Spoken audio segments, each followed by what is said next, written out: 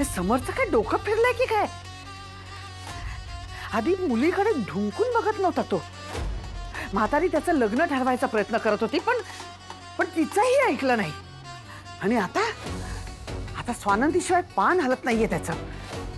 Mamma, पण सुरुवातीला दादाला ती आवडतच नव्हती. अगं स्वानंदी एक नंबरची बिलंदर आहे ग. तिला माहिती आहे समरला स्वतःच्या बाजूनी कसं करून घ्यायचं ते. आधी समरच्या आजीला तिने स्वतःच्या बाजूनी करून घेतलं, मग समरच्या मित्रमैत्रिणीला स्वतःच्या बाजूनी करून घेतलं. झाली ना समरची सगळी माणसं तिची झाली. मी जितकं समर आणि स्वानंदीला एकमेकांपासून लांब करायचा प्रयत्न करते ना, तितकं ते दोघं जवळ येत आहेत. आता काय ती ऑफिसमध्येही शिरली. आज नाही पण लवकरच ती समरच्या मनात स्वतःची जागा निर्माण करेल. आणि मग समर माझ्या हातातून निसटेल. हेच नकोय आपल्याला.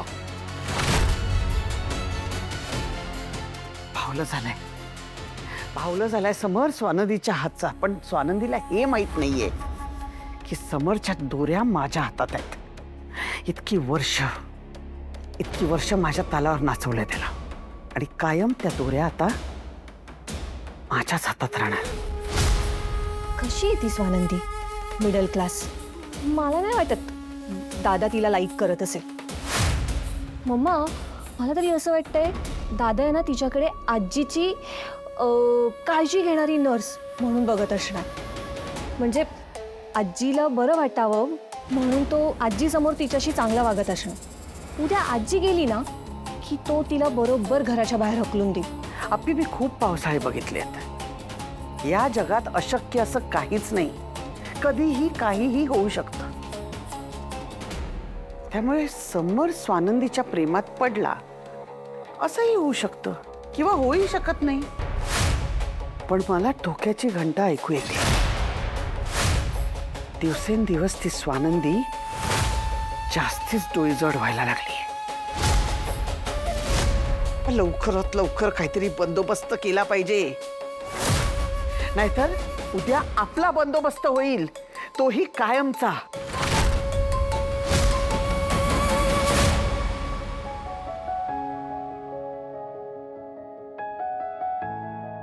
काय हो, काय झालं? पाय दुखतायत?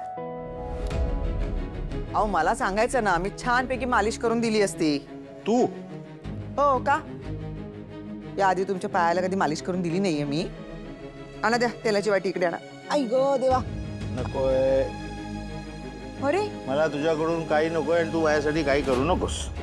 आता काय झालं तुम्हाला? का करू नको? असं काय आणि तसं काय, मला तुझ्याशी बोलायचंच नाहीये. आई अहो काय करताय? सावकाश. उतार वयामध्ये एकमेकांना आधार द्यायचं सोडून हे काय लावलंय तुमचं? नका असं करू. मला तुझा आधार नकोय, आणि मला तूही नकोस. का असं का बोलता तुम्ही? एवढं काय मोठं पाप केलंय मी? झाली माझ्याकडनं चूक, मान्य आहे मला. पण का आयुष्यभर हेच असंच घेऊन बसायचं का? केला ना आपण संसार दोघांनी मिळून, रडत खडत का होईना. कधी आयुष्यात हाऊस मौज नाही केली. बस थोडी अर्धवट राहिलेली स्वप्न पूर्ण करायला गेले आणि तिथे फसले. मग तुम्ही मला किती बोललात, नको नको ते बोललात, सगळ्यांसमोर बोललात, पण मी काही बोलले का? सगळं मनात ठेवलं ना. पण माझंही नातं आहे ना तुमच्या बरोबर बायकोच. मग मला माझा अधिकार, मला हक्क नको का मिळायला? तोच तर नाईलाज आहे माझा. नवरा बायकोमध्ये साधं मैत्रीचं नातं जर नसेल ना, तर तो फक्त एक व्यवहार असतो आणि उपचार ठरतो. असं काही नसतं. उगीच आपलं काहीतरी. अहो बायको आहे मी तुमची, संसार आहे आपला. संसार म्हटल्यानंतर थोड्याशा कुरबुरी होतच असतात, भांड्याला भांडं लागतच असतं. आता मी तुमच्याबरोबर एवढी भांडते, एवढे बोलते, तुम्हाला माझा अधिकार आहे ना तो. आता तुम्ही एवढं मला बोलता, मी काय बोलते का? राहू दे, चालतं. यालाच तर नातं म्हणतात ना. आपल्यामध्ये कोणतंही नातं उरलेलं नाहीये मंदा. आणि तुझ्यासारख्यांच्या बाबतीत वय वाढलं म्हणजे अक्कल येतेच असं होत नाही दुर्दैवानं. मुळात दोन माणसामध्ये मैत्री असेल ना तरच ते एकत्र राहू शकतात, तरच जमतं ते. तुला पटत नसलं ना तरी हे मात्र सत्य आहे की नवरा बायकोमध्ये मैत्रीचं नातं असणं आवश्यक आहे.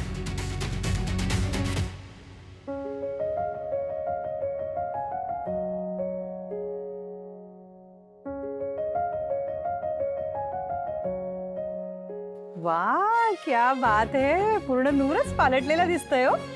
पालटणारच ना. तुमच्यामुळे मला माझा जुना मित्र परत मिळाला, आमची मैत्री टिकली. किती दिवसांनी इतका छान वेळ घालवला सगळ्यांबरोबर. आजूबाजूला आपली म्हणावी अशी माणसं आहेत. अजून काय हवंय? खरंय.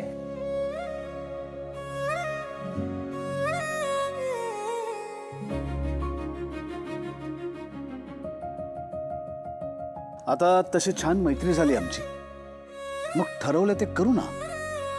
बालिश तर नाही ना दिसणार? त्यांना आवडेल ना? नाही आवडलं तर? माझ्यावर चिडल्या तर काय करायचं? ओ राजवाडे, हा, कसल्या विचारात? किती ते बोलायचं स्वतःशी?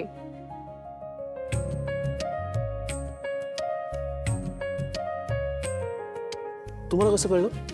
ऐकू आलं. अहो मलाही सवय आहे अशी स्वतःशी गप्पा मारायची. चांगलं असतं आपण असं स्वतःशी बोललो ना, शांतपणे स्वतःचा आतला आवाज ऐकला की खूप प्रश्नांची उत्तरं मिळतात. मला नाही अजून उत्तर मिळालं.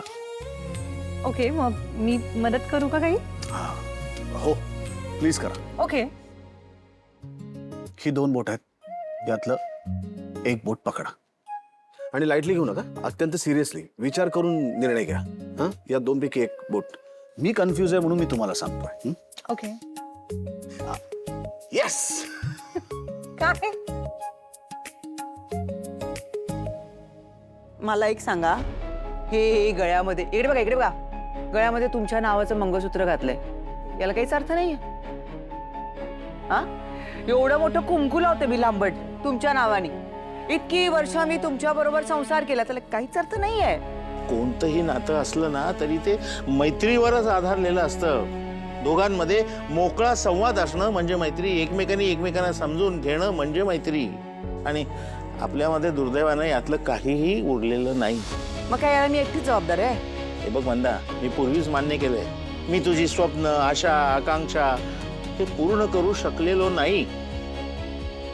पण त्यासाठी तू जो काही मार्ग अवलंबिला होतास ना, तो चुकीचा होता आणि हे तू मान्य करायलाच तयार नाहीस. मैत्री नसेल तर नात्याला अर्थच उरत नाही. सगळं नावापुरतं उरतं. जोडीदाराबरोबर मनातलं शेअर करता येत नाही मैत्री नसेल तर. अशा वेळी गळ्यातला हार सुद्धा गळफास ठरतो. गळफास? मी गळफास आहे? तुला काय अर्थ काढायचाय तो तू काढ, पण हा खोटा आव मात्र आणू नकोस. खोटा आव वगैरे काही नाहीये. हा, मी तर शेकडो असतात, पण नवरा बायको फक्त एकाला एकच असतंय. तुला जे काही बोलायचंय ना ते तू बोलू शकतेस. माझं म्हणणं तुला कळतंय की नाही हे मला माहित नाही, पण कळत जरी असलं ना तरी ते तुला पटत नाही. ते तू पटवून घ्यायला तयार नाहीस. मला नाही वाटत की या जन्मात काय, पण पुढच्या 7 जन्मात सुद्धा आपल्यामध्ये मैत्रीचं नातं होईल.